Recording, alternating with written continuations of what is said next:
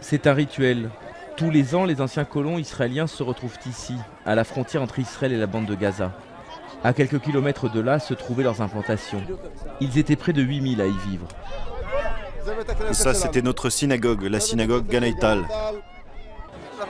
Pour s'y rendre, on allait par là-bas et on traversait le pont. Il y a tout juste 10 ans, le gouvernement d'Ariel Sharon a ordonné la destruction de toutes les colonies de Gaza. Ce fut un traumatisme immense pour ces Israéliens qui se croyaient chez eux à Gaza, et pour toujours.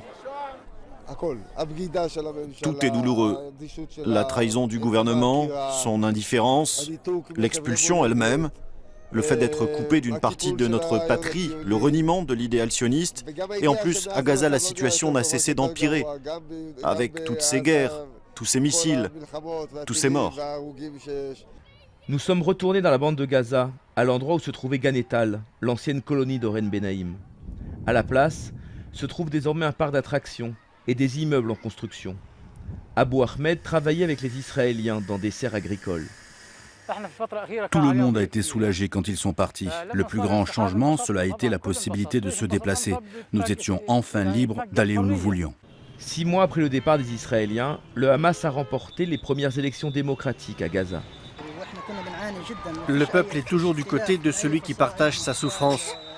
Nous avons beaucoup souffert de l'occupation des colons.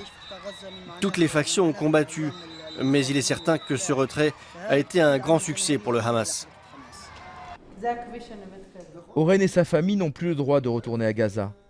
Ils ont regardé avec émotion les images de leur ancienne colonie et ils en ont gardé quelques souvenirs, comme ces roquettes du Hamas tombées dans leur jardin.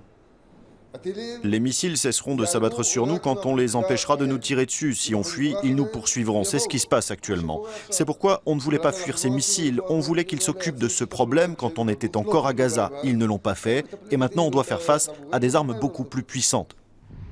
Après des années passées dans des caravanes, les anciens de Ganeital ont reconstruit leur village, à l'intérieur des frontières officielles d'Israël cette fois. Comme là-bas, ils ont de belles villas et de grands espaces verts, mais ils regrettent toujours Gaza. Alors chaque année, ils montent sur une colline dominant les anciennes colonies et organisent une cérémonie au cours de laquelle ils se promettent de revenir vivre là-bas.